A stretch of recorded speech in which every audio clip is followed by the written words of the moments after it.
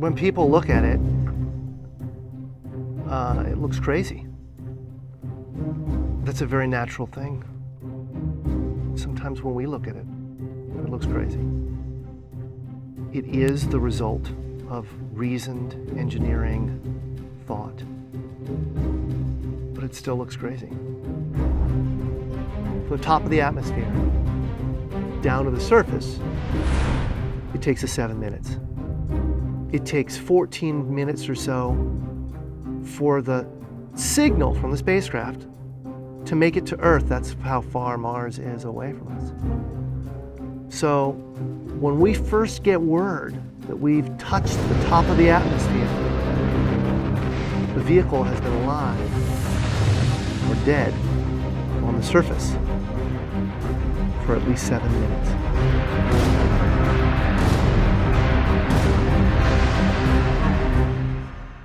Entry, descent, and landing, also known as EDL, is referred to as the 7 minutes of terror because we've got literally 7 minutes to get from the top of the atmosphere to the surface of Mars, going from 13,000 miles an hour to 0 in perfect sequence, perfect choreography, perfect timing, and the computer has to do it all by itself with no help from the ground. If any one thing doesn't work just right, it's game over. We slam into the atmosphere and develop so much aerodynamic drag.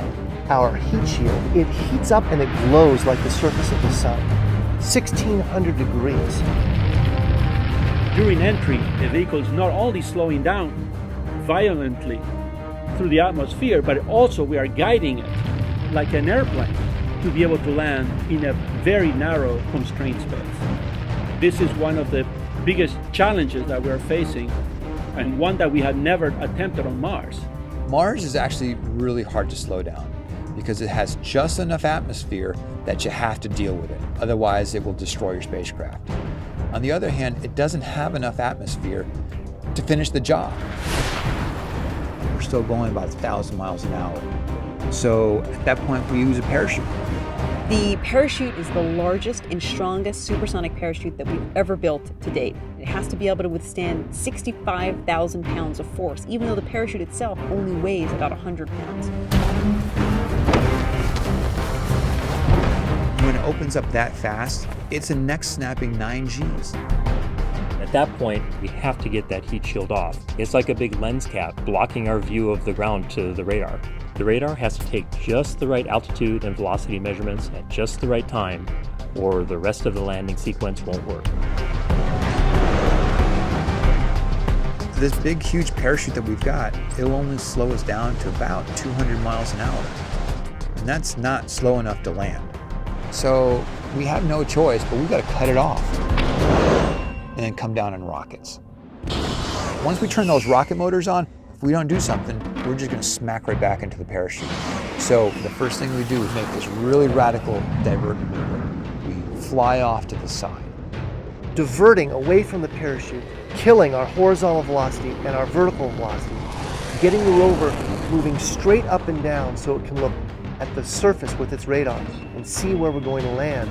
And we head straight down to the bottom of a crater, right beside a 6-kilometer high mountain. We can't get those rocket engines too close to the ground, because if we were to descend propulsively with our engines all the way to the ground, we would essentially create this massive dust cloud. That dust cloud could then go and land on the rover. It could damage mechanisms and it could damage instruments.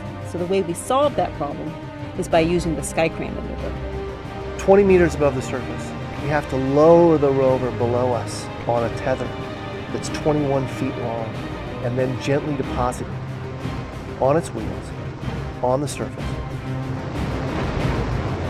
As the rover touches down and is now on the ground, the descent stage is in a collision course with the rover. We must cut the bridle immediately and fly the descent stage to a safe distance from the rover.